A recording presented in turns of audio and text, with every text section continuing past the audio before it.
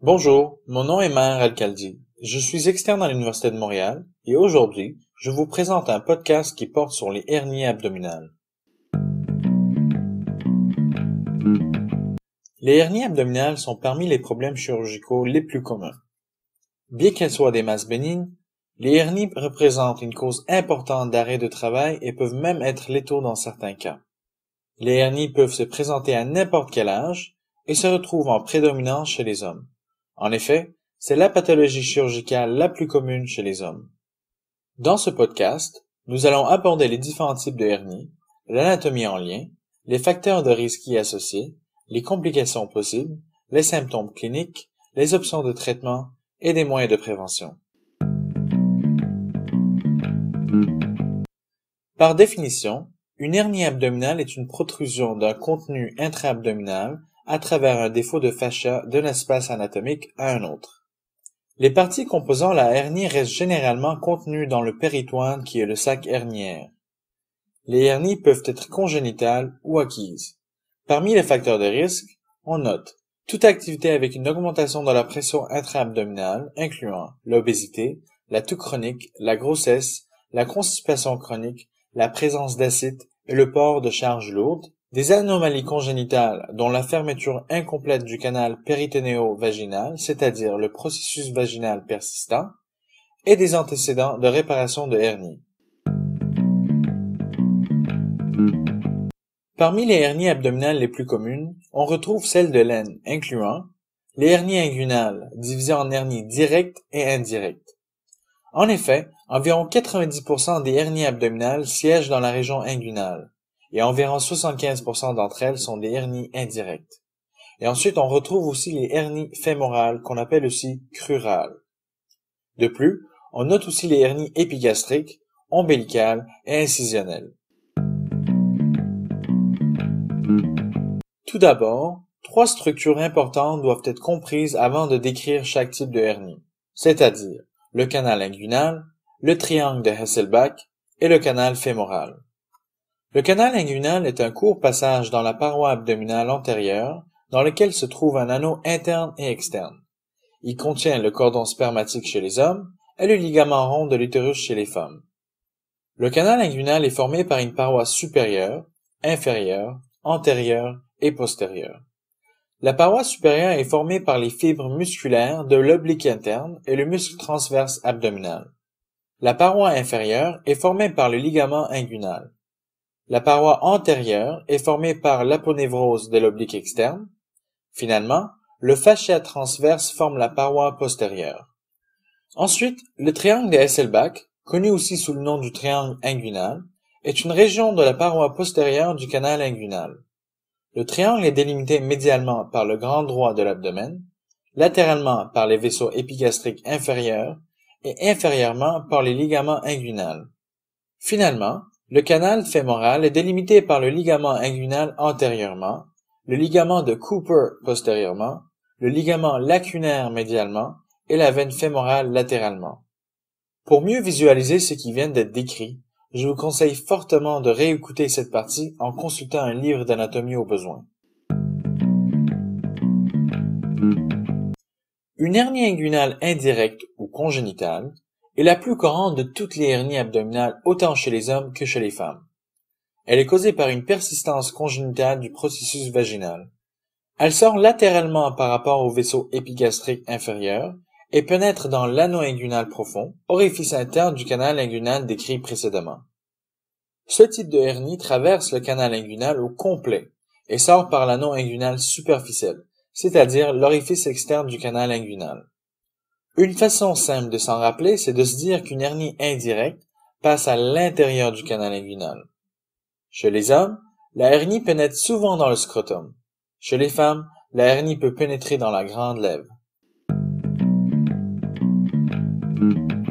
Ensuite, une hernie inguinale directe est de type acquise et affecte une catégorie d'âge plus grande que celle de la hernie indirecte.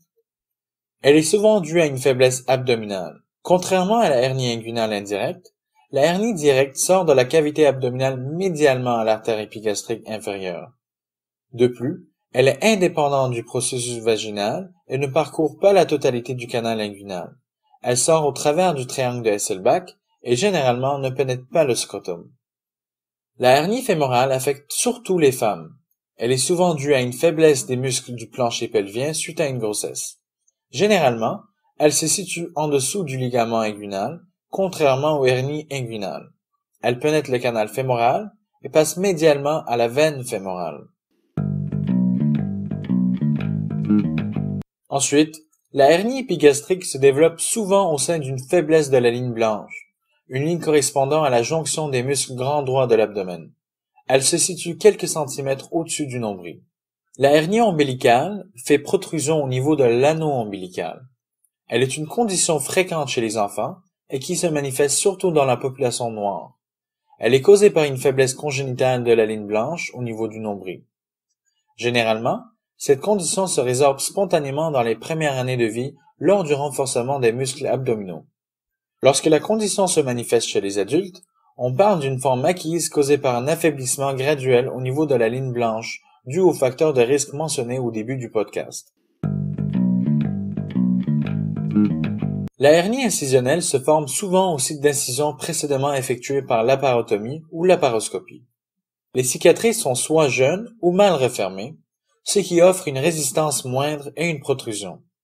En plus des facteurs de risque généraux contribuant à la formation des hernies, on note pour ce type de hernie l'utilisation excessive de stéroïdes et les infections de plaies. Il est à noter que la hernie peut contenir des viscères intra-abdominaux ou une partie du grand épipléon, le tablier graisseux situé devant les intestins.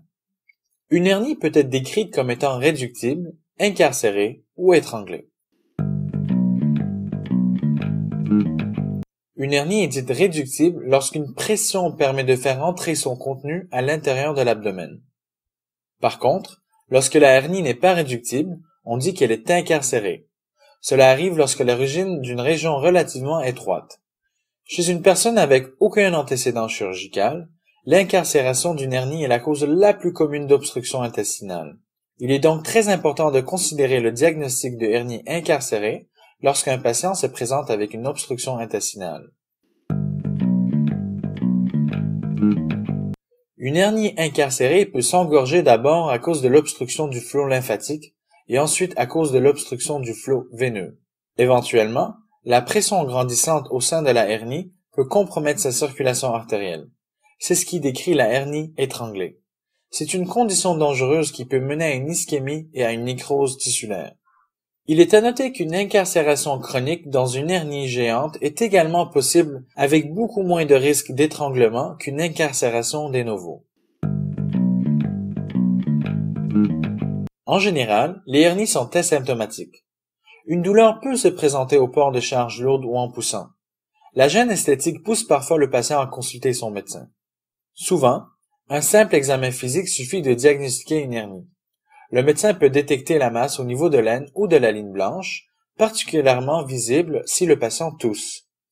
Une hernie étranglée doit être suspectée lorsque, à l'examen physique, la région concernée est érythémateuse et douloureuse, que le patient est tachycarde, fiévreux et a un décompte élevé de globules blancs. C'est une urgence chirurgicale car il y a risque de perforation et de sepsis. Le traitement des hernies est un traitement chirurgical. Il existe des procédures ouvertes et des procédures par laparoscopie. Toute réparation chirurgicale d'une hernie consiste en l'isolement du sac herniaire, l'évaluation de la viabilité de son contenu et la réduction de la hernie à l'intérieur du péritoine. Un filet plat est ensuite placé au-dessus du défaut anatomique. C'est une réparation sans tension sur les muscles, contrairement à une autre méthode de réparation par suture. La réparation par filet est la technique la plus utilisée, sauf lors d'une résection intestinale concomitante. Les hernies inguinales pédiatriques sont toujours opérées. Les hernies inguinales chez les adultes peuvent être réparées si le patient est symptomatique. Par contre, le plus tôt la réparation se fait, le mieux c'est vu le risque grandissant d'incarcération et d'étranglement avec l'âge. Les hernies fémorales doivent être réparées le plus tôt possible, car le risque de complications est assez considérable. Les hernies épigastriques et ombilicales sont opérées si elles sont symptomatiques. Finalement, la hernie incisionnelle est réparée aussi, Mais si le patient est obèse ou présente des comorbidités, il est nécessaire de contrôler le poids ou de traiter les comorbidités en premier avant de procéder à la chirurgie. Sinon, le risque de récurrence des hernies augmente. Pour terminer ce podcast, mentionnons que la prévention des hernies consiste à contrôler le poids corporel, à éviter la constipation chronique et des efforts inhabituels trop importants sur la paroi abdominale. Merci pour votre écoute.